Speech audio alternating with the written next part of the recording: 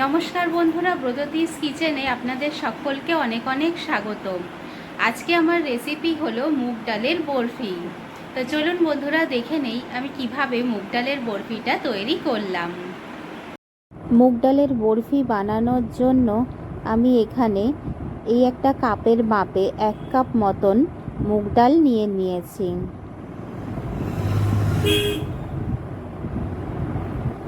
এবার আমি এটাকে সুন্দর করে জল দিয়ে আধা ঘন্টা মতো ভিজিয়ে রাখবো। আধা ঘন্টা পরে আমি এই ডালটাকে সুন্দর করে বেটে নেব।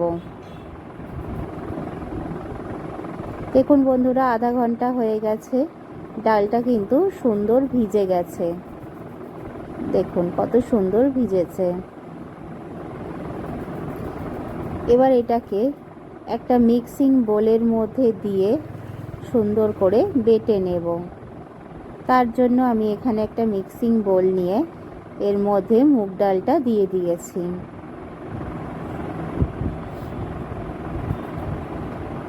দেখুন বন্ধুরা, বেটে নেওয়ার পর কত সুন্দর মিহি পেস্ট তৈরি হয়ে গেছে। একদম মিহি পেস্ট কিন্তু আপনারা তৈরি করে নেবেন। এখানে ওই কাপের মাপেই হাফ কাপ মতন সুজি নিয়েছি। এই সুজিটা কিন্তু বরফি বানাতে প্রয়োজন। এখানে কড়াই গরম হতে দিয়ে দিয়েছি। কড়াইটা গরম হয়ে গেছে। এবার আমি এর মধ্যে দিয়ে দেব 4-5 চামচ ঘি। ঘিটা দিলে কিন্তু গন্ধটা খুব সুন্দর হয়।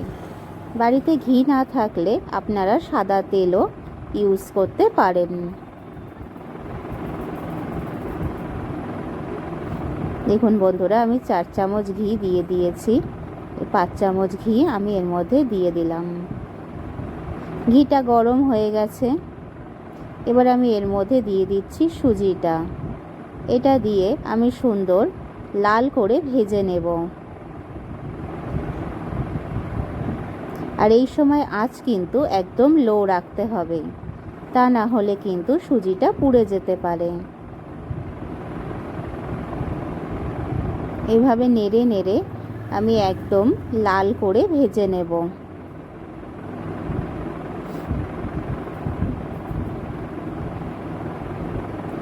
আর এখানে একটা থালার মধ্যে ঘি মাখিয়ে রেখে দেব। ঘিটা আমি পুরো থালাটাতেই সুন্দর করে মাখিয়ে নিচ্ছি।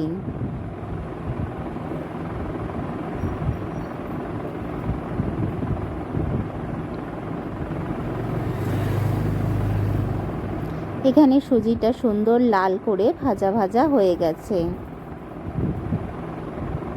এবার আমি এর মধ্যে দিয়ে দিচ্ছি বেটে রাখা মুগ ডালটা।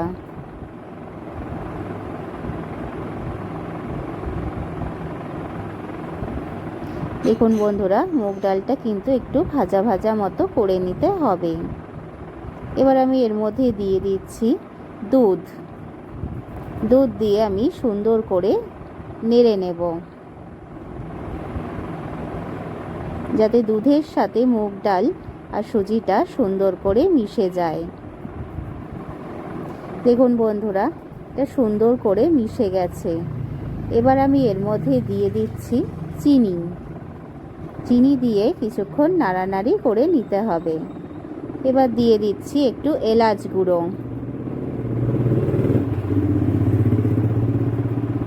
এলাচ গুঁড়োটা দেওয়ার পর আমি এর মধ্যে দিয়ে দিলাম গুঁড়ো দুধ, একটা 10 টাকা দামের পাতা। এটা দিয়ে সুন্দর করে নেড়ে একদম শক্ত মতো ডো তৈরি করে নিতে হবে। ডোটা তৈরি হয়ে গেছে বন্ধুরা, দেখুন কতটা শক্ত হয়েছে।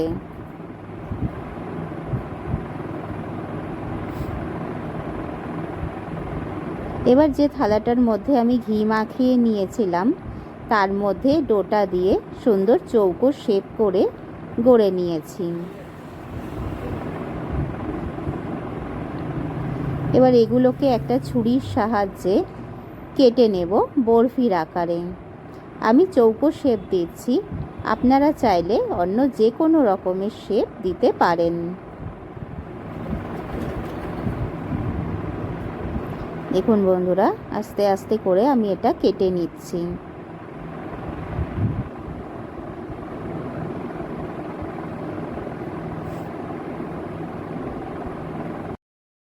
একদিকে কাটা হয়ে গেছে বন্ধুরা, আমি আরেক দিকেও সুন্দর করে কেটে নিচ্ছি ছুরির সাহায্যে, যাতে শেপটা হয় চৌকো মতন।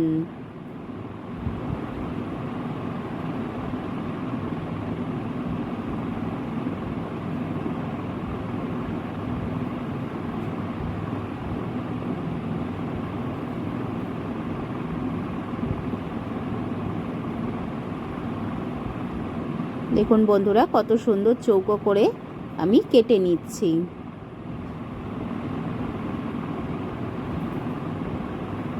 দেখুন বন্ধুরা, এটা আমি একটা কাজু কিশমিশ দিয়ে সাজিয়ে দিয়েছি। কত সুন্দর লাগছে দেখতে।